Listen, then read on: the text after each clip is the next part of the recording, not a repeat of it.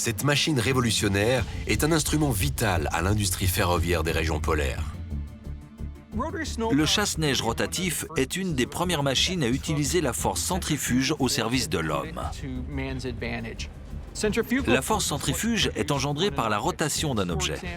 Par exemple, vous tenez un yo-yo le long d'une ficelle et si vous commencez à tourner sur vous-même, le yo-yo montera à l'horizontale. La force centrifuge, c'est ce qui fait remonter le yo-yo. Le chasse-neige rotatif est équipé de lames qui coupent la neige et d'une turbine qui l'aspire pour ensuite l'évacuer vers l'extérieur grâce à cette force. Ces machines peuvent affronter la neige grâce à une innovation cruciale. Des merveilles d'ingénierie équipent cette machine. Les hélices aspirant la neige sont fixées par le biais de goupilles de cisaillement. Si des débris s'aventurent dans le mécanisme, ils ne parviendront pas à le bloquer, car les goupilles de cisaillement se rompront et l'hélice ne pourra ainsi plus tourner. Le pilote peut ainsi arrêter la machine, retirer les débris, poser de nouvelles goupilles et reprendre sa mission sans endommager son engin. Voici un exemple impressionnant de cette technologie révolutionnaire. L'Overhausin norvégien équipé de 2 hélices. Chaque hélice mesure 1 mètre de diamètre et est alimentée par 560 kW d'électricité.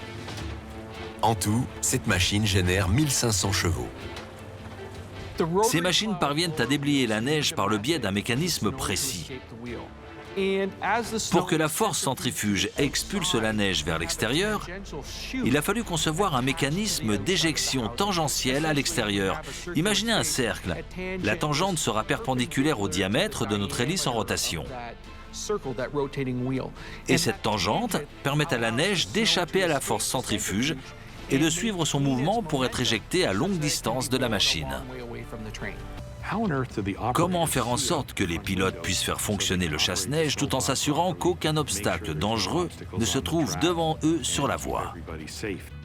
La solution est très astucieuse et très simple.